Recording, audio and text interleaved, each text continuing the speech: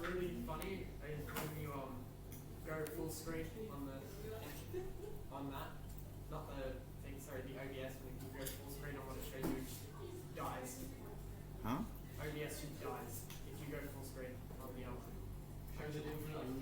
Yeah, it's like you move your mouse and it can constantly Right. It's just a stream of mouse. Okay.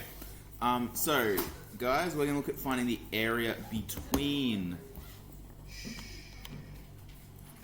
two curves. So far, we've only looked at finding the area basically between the x-axis and a function. But we're going to look today at finding area between a function and a function. This way. Flip. Is that still connected? X or Y? Yes. Not that we would, but can we do that in our assignment? Like, Yeah, you could have done your assignment this way. If you'd have to, the only stipulation with that is you would have had to make your entire graph above the x-axis. Yeah. Because then, and we'll look at an example later on where if your overlap area between the two functions crosses the x-axis, the area under the x-axis is negative and the area above it is positive. So if you just figured it out without taking that into consideration, you get the wrong answer. So you could do it if you moved everything either above or below and then do it that way. Yeah. Righto. So yeah, like I said, we've only found the area between a curve and the x-axis. So now we're going to find between a curve and a curve. And the really important thing to get out of this is that is why we do integration, is to find what? Area under a curve. Yeah. So that's all integration is. So basically, the way this works, if you picture, I'm going to do this one green. If you picture the area under fx, and I just did the area of fx from A to B, I'd be finding this shape.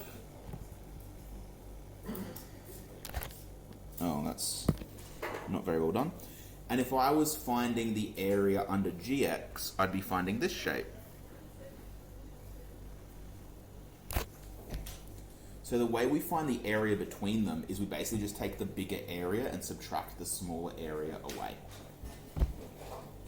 Is that pretty clear why we're subtracting? Yeah. So we're trying to get this area in there, right?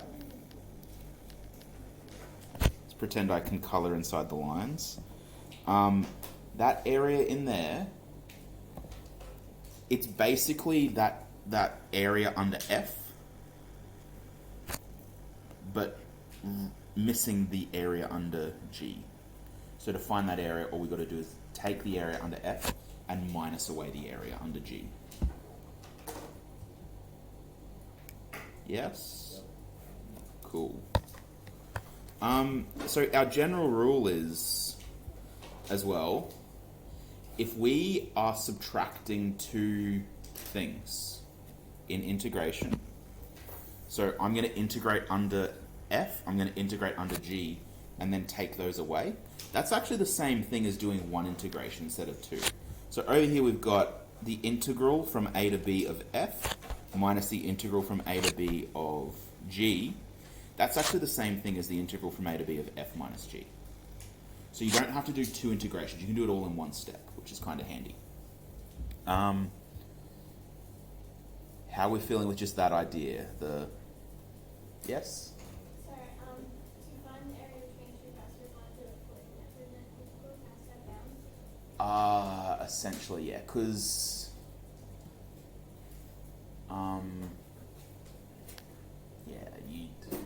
it would get way too finicky if it was indefinite. And one of our big challenges in this is going to basically be finding the bounds that we need. And we'll look into that in some of these other questions we're going to do. So, let's get cooking. We're going to find the region bounded above by y equals 2x and below by y equals x squared. So, with never having done one of these problems before, what we definitely shouldn't do is hit the power button. But what do you guys think we should do? Rely on you to do it for us. Write the formula? I'd actually wait for writing the formula on this one. The one thing I want to point out, guys, can you see in the rule, I've said the region bounded above and below. Why would that matter? Yeah, we need between.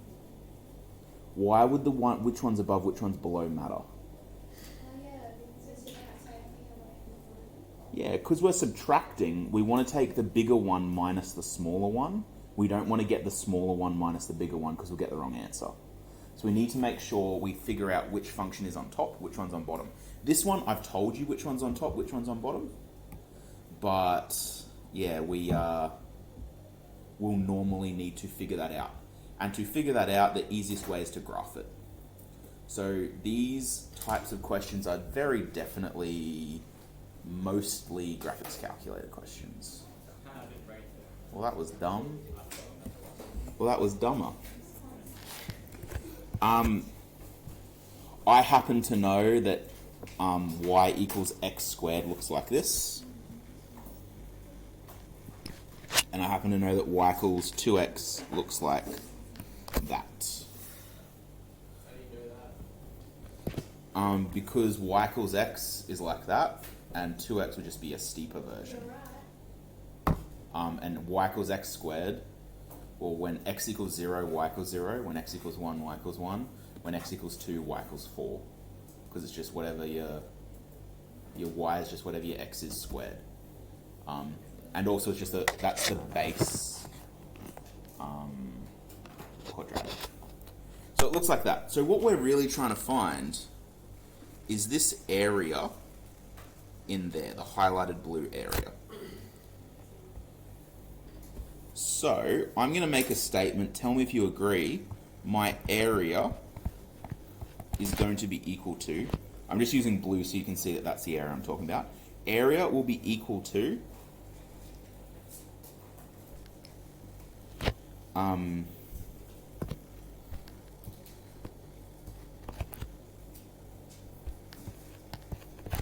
you see that there's two clear intersection points where those functions cross over? So those are going to essentially be our bounds A and B. So the area is going to be my upper function. Which is my upper function? Y equals 2x, right? So it's going to be the integral from A to B of 2x dx minus away the integral from A to B of x squared dx.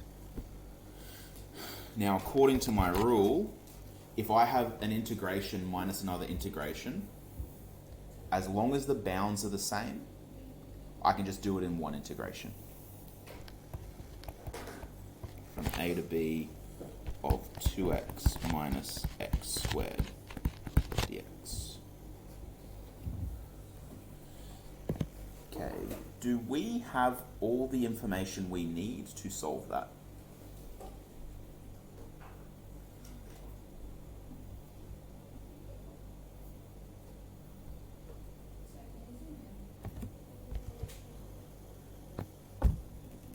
So do we have all the information we need to do that integration?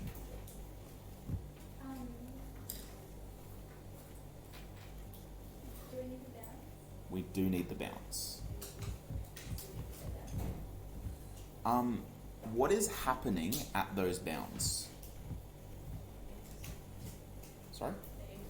They're intersecting. So when two functions intersect, we can say that those functions at that point are... I think I just heard it. Equal. So I can find the intersection points. There's two ways, really. I can do it this way, which is the algebraic way. The other way is use your graphics calculator, use the intersect button. I'm going to do it this way just because I like this way. To find intercepts, we need to know when the functions are equal. So because the functions intersect when they have the same value, to find where those intersects are, the x values of those intersects, we just need to find the x values that make my two functions equal.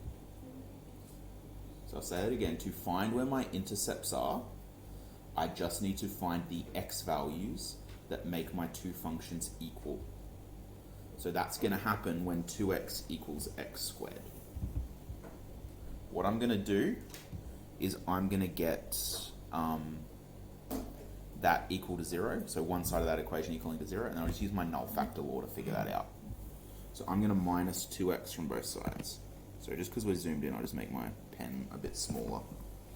Minus 2x minus 2x. So I have 0 equals 2x minus x, x squared minus 2x, wrong way around.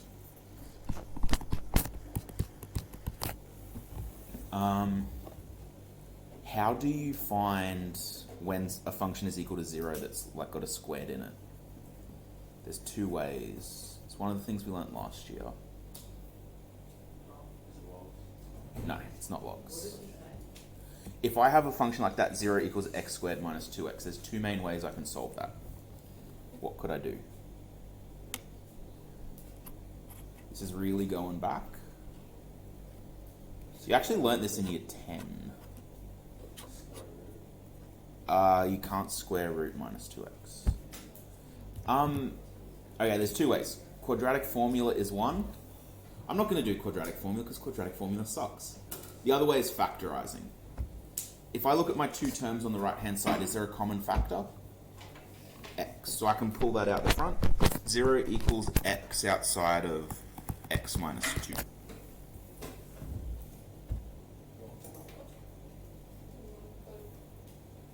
So, what x values make that statement true? 0 and 2. Because if x is 0, that x out the front is equal to 0. And because the x out the front is equal to 0 and then multiplied together, the whole thing is equal to 0. If x is 2, then x inside is 2. 2 minus 2 is 0. And therefore it would be 2 times 0, which is still 0. So we can say x equals 0, 2.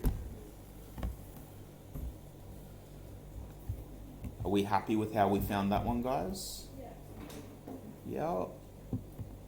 Oscar, you happy? Yeah. Yeah. Luca, you happy? No? Wait, I don't understand how you got to 0, 2. Okay. So you're alright with why 2x has to equal x squared? We just rearrange that to get 0 equals x bracket x minus 2. So we know that we want the places where the functions are equal. And the only places where the functions are equal are going to be when the left-hand side of that equation equals the right-hand side. So we just got to figure out what values of x make the right-hand side equal to 0 overall. So if the first x is 0, the entire thing is going to be 0 because it's going to be 0 times whatever. And then if the second x is 2, 2 minus 2 is 0. So the whole thing is 0. So that's how we got 0 and 2. Oh, okay, so it needs to equal to 2. Yeah. So all we need to do now is sub those values into our integral equation. From 0 to 2, 2x minus x squared dx. Now we've just got to do the integration, which is pretty easy. What's the integral of 2x? 2x squared. 2x squared over 2, which just becomes x squared. And the integral of minus x squared. Yeah, minus x cubed on 3. Yep. And we are finding that from 0 to 2. I am trying to sort of not go too fast. I know I go too fast all the time. Are we alright with getting to that step? Are there any questions before we move on? No? Okay. Right. So on the next line, we'll sub in our 2 and our 0. So our first equation becomes 2 squared minus 2 cubed on 3 minus bracket 0 squared minus 0 cubed on 3. Now that second bracket, everything equals 0, so we can just ignore it. In our first bracket, however, 2 squared is 4, 2 cubed is 8, divided by 3.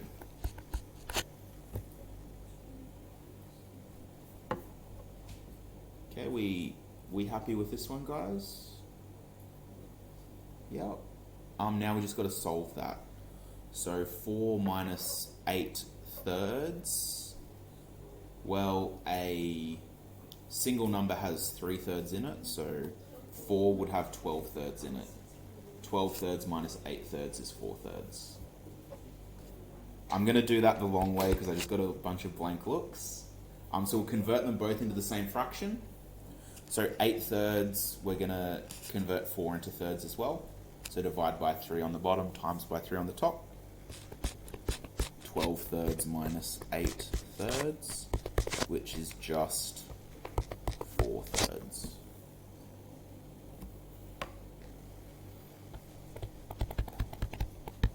And of course we are talking about an area, so we should state that it's unit squared. Is that whole second one 0? Yeah, because 0 squared is 0, 0 cubed is 0, 0 divided by 3 is 0, and 0 minus 0 is still 0. So the whole thing just disappears to be 0. Sorry, I don't like going across the page like that, like I did at the end. I just ran out of room. How are we feeling about that one, guys? Yeah? Yeah? Good, bad?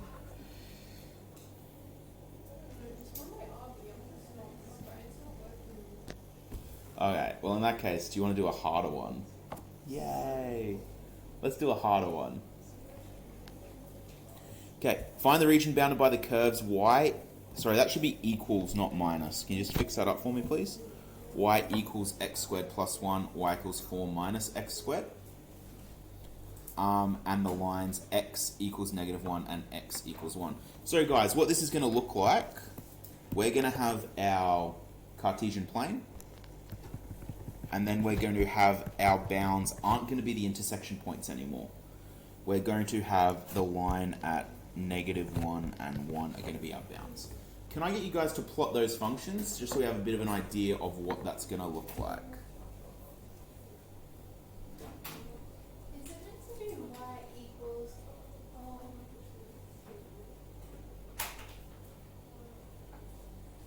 It should be y equals x squared plus 1, yeah. Is there a way without plotting that into our calculator we can figure out which one will be upper, which one will be lower? So I don't know which one of those functions is going to be the top. probably like the negative one. The negative one would be the lower Oh, one. the minus one? How do you mean? Oh, because one's got a negative x squared. Where did I put my whiteboard markers? I mustn't have brought them in. Negative 1 in the... No, you won't be able to put those into the calculator. The calculator doesn't like vertical asymptotes.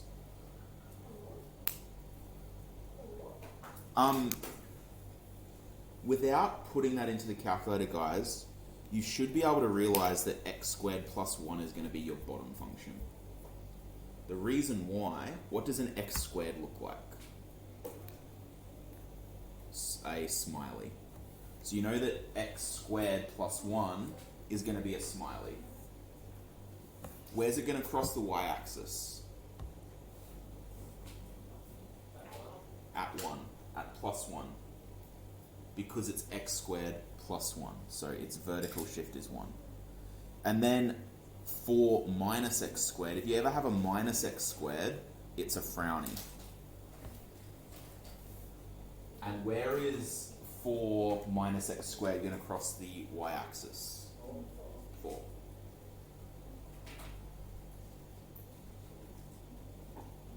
So my function's going to look something like that, except where my bounds are 1 and -1.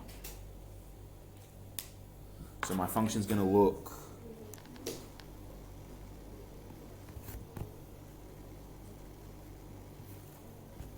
like that. No, I want my dodgy ovally thing.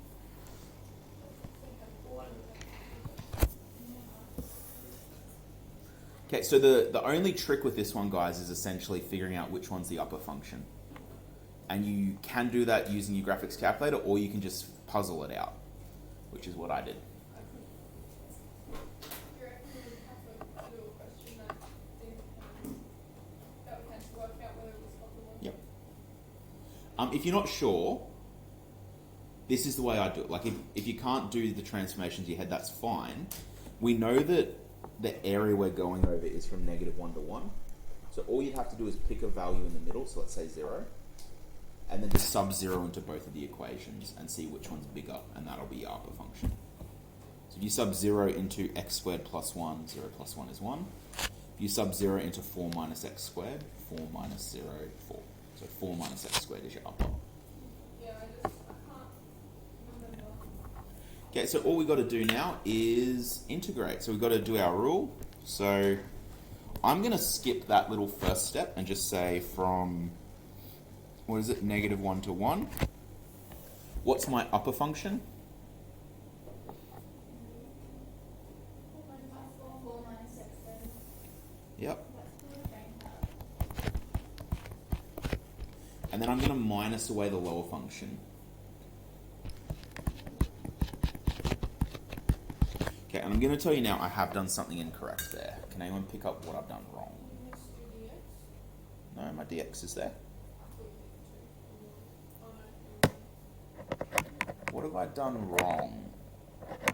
It has to do with minusing the function. Yeah.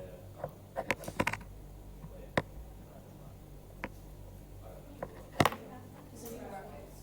Yeah, you got to have it in brackets. Because I'm not minusing away the x squared, I'm minusing away the entire function.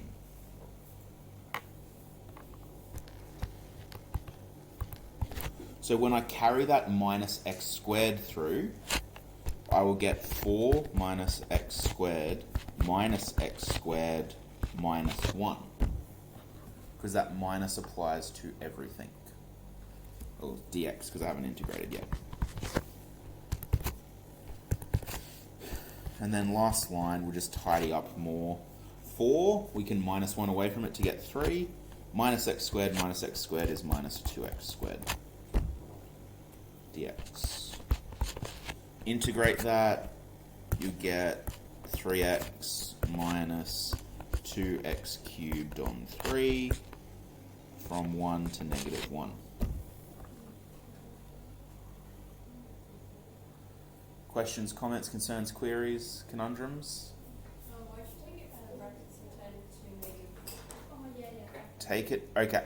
So if I have minus a bracket, what number is in front of that bracket that's invisible? 1. So according to distributive law, if I have a -1 in front of the bracket, I need to times everything in the bracket by -1, which gives me -x squared minus 1. So, Yep. I don't know how you did minus x squared, take minus x squared into minus 2x squared. Okay. It's just not really. I owe Jacob a whiteboard eraser.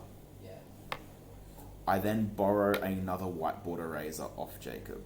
How many whiteboard erasers do I owe him? 2. 2.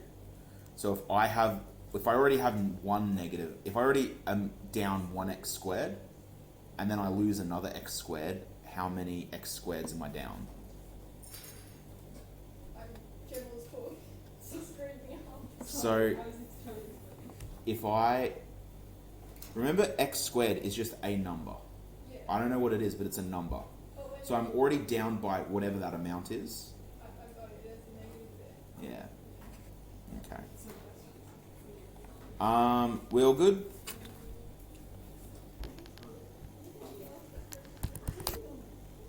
Okay, then we just got to sub in. So upper take lower. Yep, our upper is +1. So that's going to be 3 times 1 minus 2 times. So, oh. I think OneNote just crashed. That's fine. We don't want Yeah, OneNote just crashed.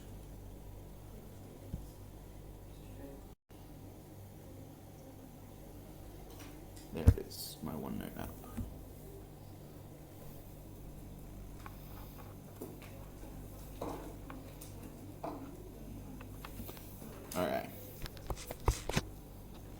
So we're subbing in 1 to the first bracket.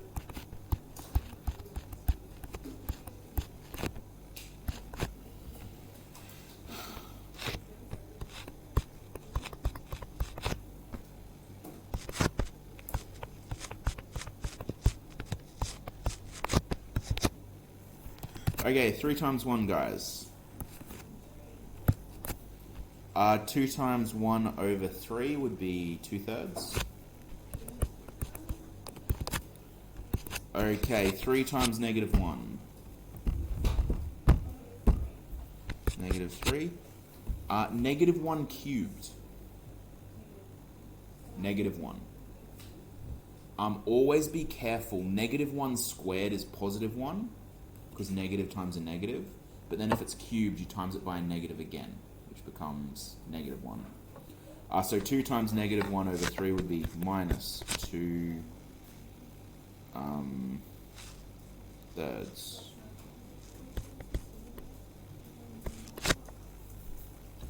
Okay, let's move up to here. I'm not going to solve the first bracket yet because it looks like stuff's going to cancel.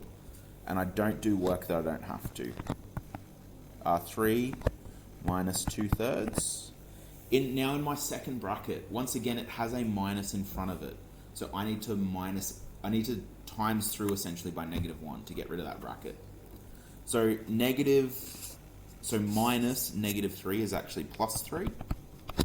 Minus -2/3 is +2/3. So that -2/3 and +2/3 actually ends up cancelling out to give us our final area of 6 units squared. So this is a classic example of a problem that looks difficult, but you can do using non-calculator methods. So this would be a very viable tech-free exam problem for Simple Familiar.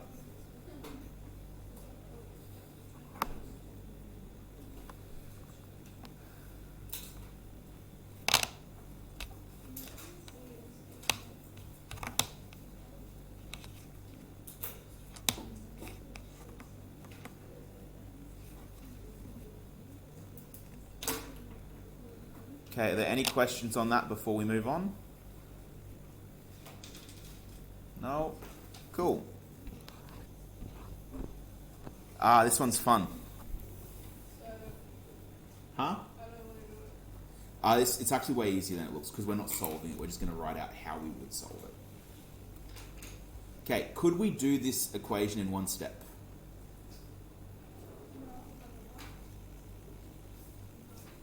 Yeah. I feel like you're gonna like plot twist this again at the end. No, you can't. Okay. Why can't we? Because they change which is on top and which is on top. Yeah, it changes from being upper and lower each one of those little segments. So in the first segment from A to C1, which is upper, which is lower? So red is F, blue is G. Yep, so if I was finding the area, it would be, to find that first segment, we'd do the integral. What are my bounds of that first segment?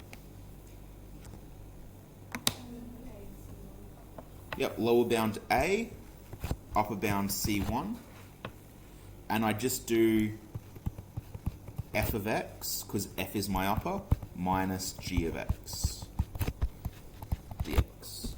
So is that the first, do you agree that that would accurately find that first area? Yeah. Yeah. Then to find the next area, what would we do? Going gx minus f. Yep. What are our bounds? C1 And 0? C2. And you said gx is our upper, didn't you? Yeah. So it would be gx minus f of x for that segment. Next segment, what are our bounds?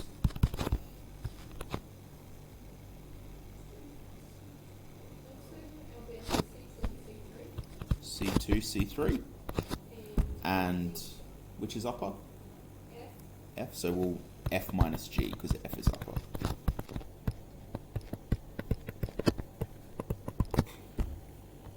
And then for the last one, what are our bounds? C, 3, and B. And which is my upper? G.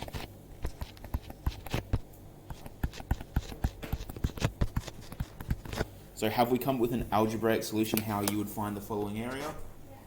Yep, that's it. The only reason I put this in, guys, is because you need to be aware that if a function does swap over like that, you're going to have to break it up. So if I don't know, let's say I just gave you that from 0 upwards, you'd have to do 3 different segments there because it has those 2 twists in it. If I gave you that whole function, you'd have to do the 4 segments. Cool. What's it say after f of x in the next? There's 4 different f of x's up there, Luke. You have to be more specific. At the very start. F of x minus g of x. Okay, yep, so I just had that note in there. Always ensure you're aware which is the upper and which is the lower area. Okay, guys, what I want you to do for the next one, can you put into your calculator your 2 functions, x cubed and x? Do you find both? Lose it, otherwise I'm going to keep it.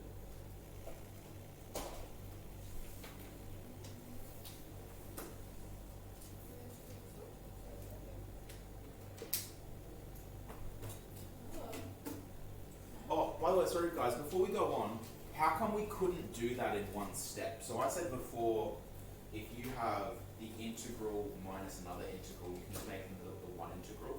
If it have the minus instead. What was that? Yeah. Because they have different bounds, we can't combine them into one integral. Because if you have a look at the first segment and the third segment, they both have f on top, but they have different bounds, so you can't combine them.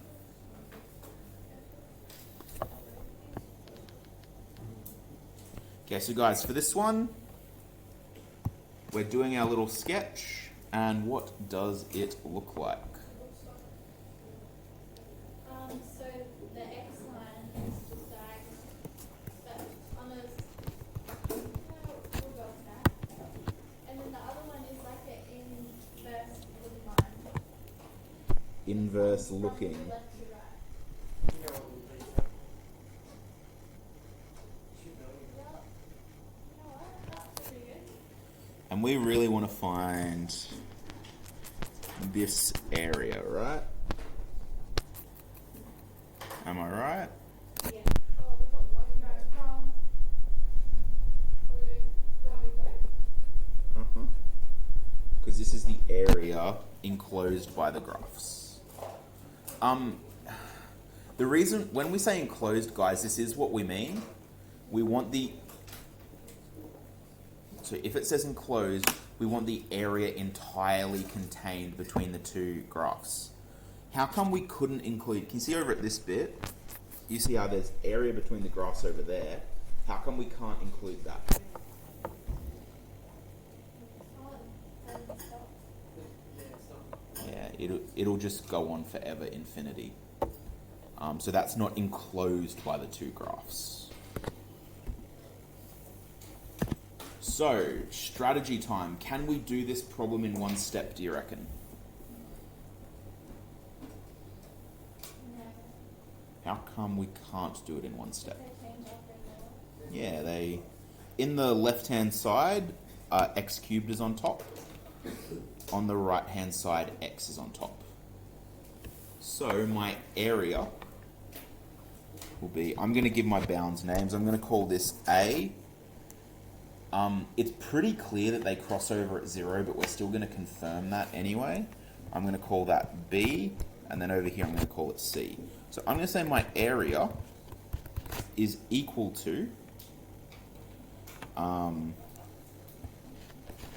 I'm going to be really tricky here, and you're probably going to hate this. Is the area from A to B, is there anything special about that area? It is negative. How do we make that then positive? Don't we just ignore it? Not if we're trying to put it into a rule, we can't. So how would we make that area positive?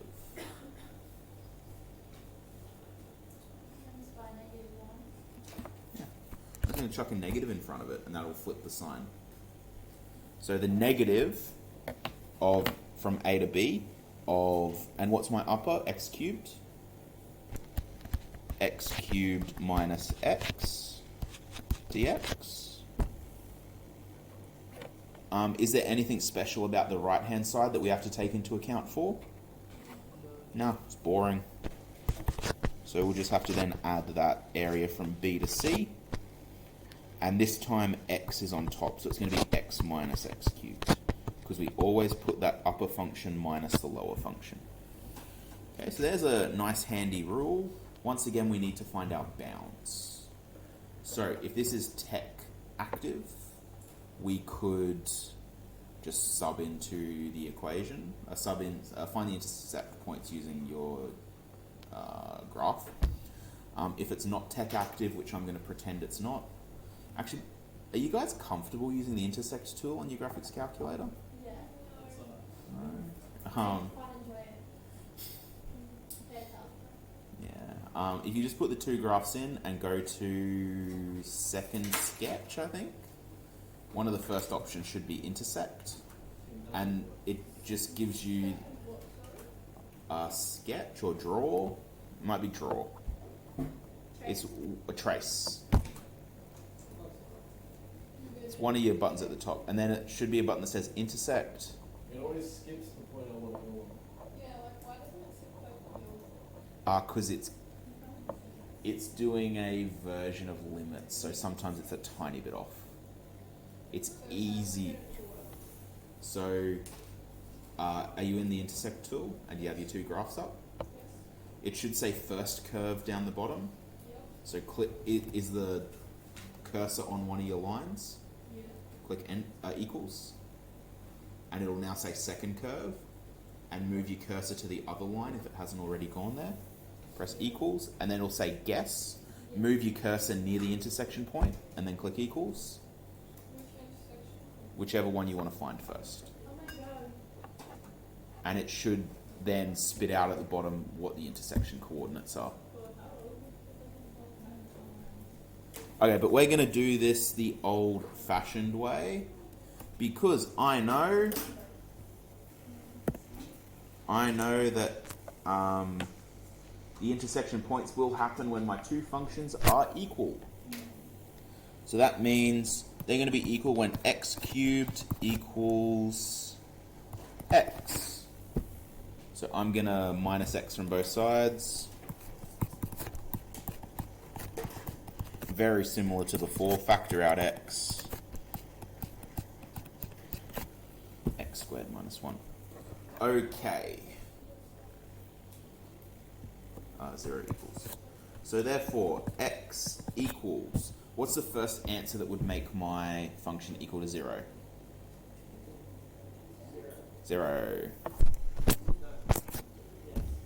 Not the first, like, just, yeah. To make that bracket equal to 0, x could be equal to 1, because 1 squared is 1, minus 1 is 0. So 1 would be another one. But I can clearly see that there's 3 intersection points. Is there any other number that's squared equals 1? Negative 1. So that lets me know that this one must be A, this one must be B, that one must be C. Wasn't trying to make a point. And we can just sub those in. So my area equals negative from negative 1 to 0, x cubed minus x dx, plus from 0 to 1, x minus x cubed dx. Okay, so this is going to become minus bracket. When I integrate x cubed, I get x 4 on 4. Minus x squared on 2. Sorry, I should be using square brackets here. and my bounds are from -1 to 0. And then I am adding that to my second integral, which will be x squared on 2 minus x4 on 4, but this one has the bounds of 0 and 1.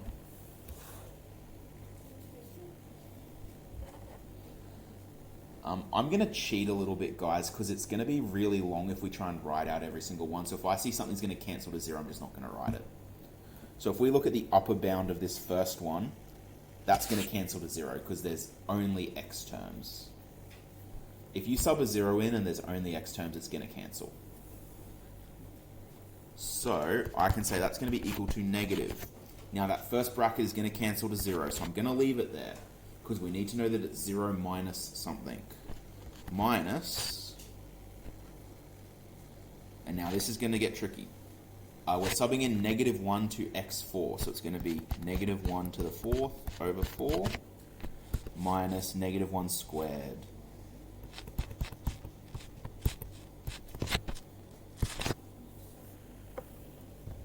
The next one, this one's a little bit easier. I'm just going to sub in 1 because that's 1 squared is 1, 1 to the power of 4 is 1. So that's going to be 1/2 minus 1/4. And then the 0, we're minusing away 0. Is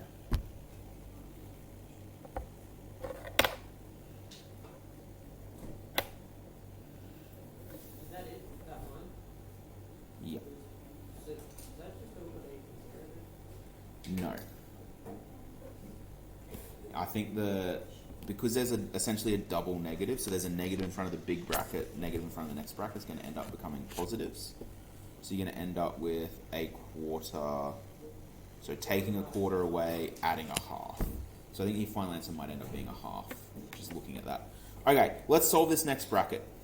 I sort of alluded to it already, guys, but I'm going to take this negative in front of this bracket and just substitute it into those two brackets there, in front of those two terms. What's -0? Just 0, so I'm not even going to bother writing it anymore. Yeah, sorry, I missed that one. And then that negative, when we times it by a -1, becomes a positive. So that just becomes positive. Now, I said before, -1 to the power of 3 is -1. What's -1 to the power of 4? +1. So that becomes 1/4 minus -1 squared is 1, 1/2.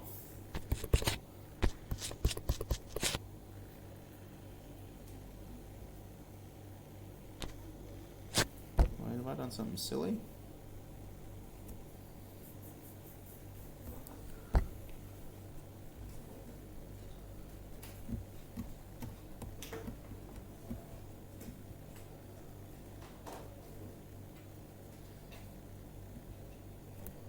I think I've made a mistake, guys. That's not like me.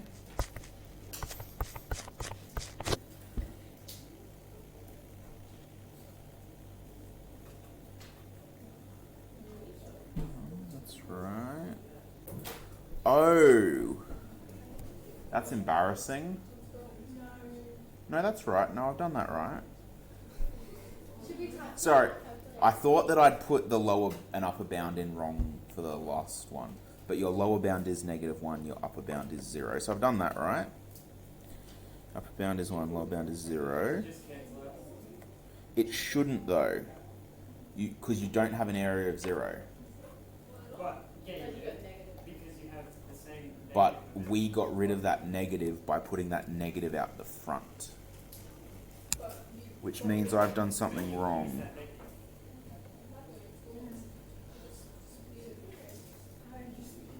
Yeah, Just use that negative to make in that second to last step. So, So I distributed that negative into the bracket. So -0 is still 0, and that made that negative over here positive. yeah. Then that would, What have I done? I think it's right, so. So you want us to check it in our calculator? Yeah, sure. Okay, left-hand side of the room. Can I get you... Oh, I was thinking about my left, but yeah. Okay, your guys' right-hand side of the room. Can you do this bracket? And that side of the room. Can I get you to do that one? Oh, sorry, I showed you the wrong thing. Okay, left-hand side of the room, can I get you to do... Sorry, your right-hand side, can I get you to do that? Just using the integration tool. And right-hand side, your left-hand side, over that side, can I get you to do this bit? You may. But that makes sense to me. Huh? That makes sense to me because we didn't get that. Sorry? Did I? No, because they should have equal areas. Yeah, they do. But what I'm saying is because I chucked that negative in front, Yeah. that should be counteracting the fact that they have equal areas. Because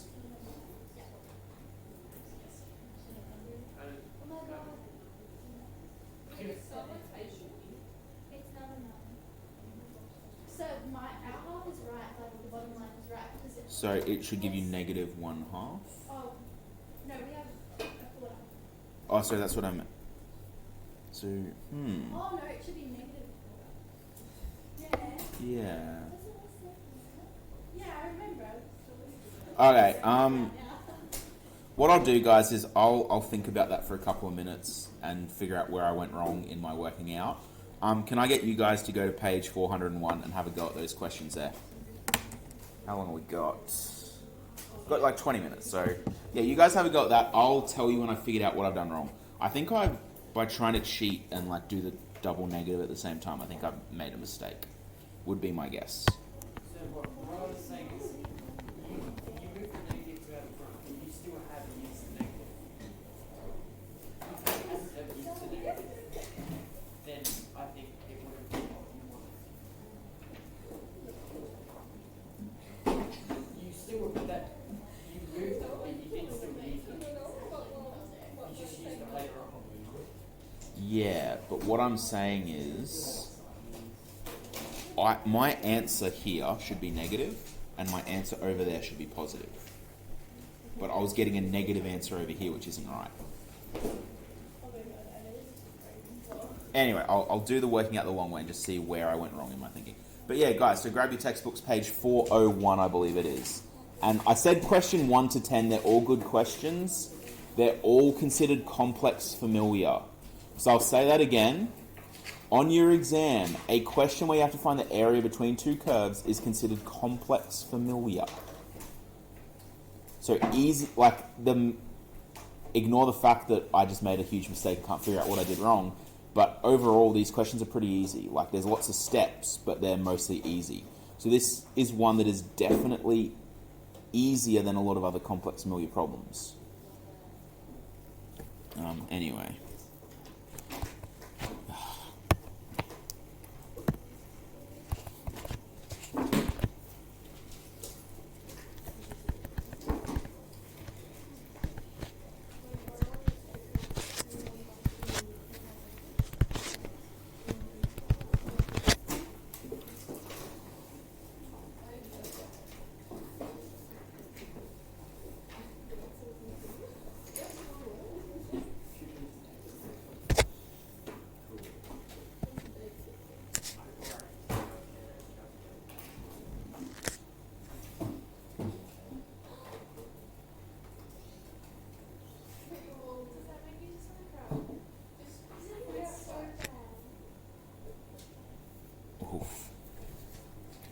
Oh, I've realised what I did wrong, guys.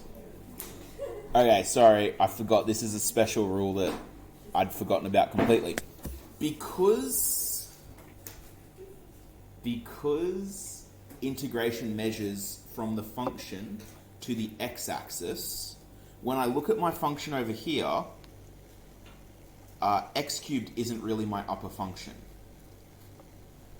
because we're measuring from the function to the x-axis. So for this, when you're under the x-axis, the bottom function is the upper because it's further away from the x-axis. You would have had to have done it. That's what I did wrong. So we don't actually need that negative. Well, we've essentially done it in the wrong order, which is why I was confused as to why I was getting a negative, because I made it negative. Anyway, so basically what we should have done for both of them was been x minus x cubed. That's where I went wrong. I apologize, guys. Sorry, it's been a while since I've done this. So the first one, So because we measure from the x-axis, when we're finding area under a curve, we go from the function to the x-axis. So if we're below the x-axis, we're basically measuring up from the function, or measuring from the x-axis down, which means that the function on top is actually our lower function, and the function on bottom is the upper. Because it's below the x-axis, everything's flipped. So I'll fix this up down here, guys. My apologies. I should have remembered that.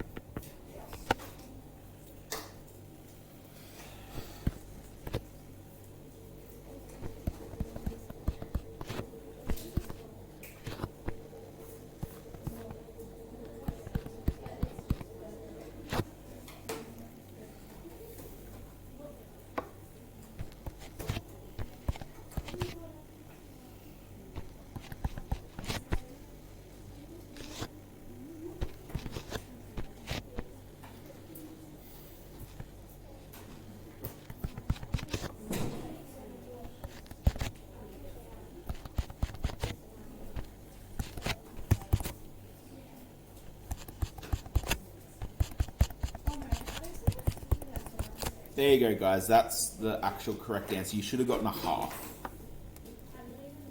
So I'm just going to make myself a note. Note under the, I'll say this, the function note. Whichever function is furthest from the x-axis is upper.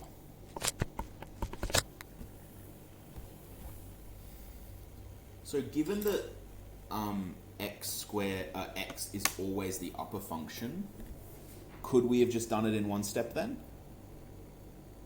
No. How come? Well, if we just did it in one, they'd have the same bounds. But why? I can tell you now, if we did it in one step, the question would give us 0 as our answer. Yeah, because you have area above the curve, area above x-axis, under x-axis, they cancel out. So because it crosses the x-axis, you also have to split it. Cool.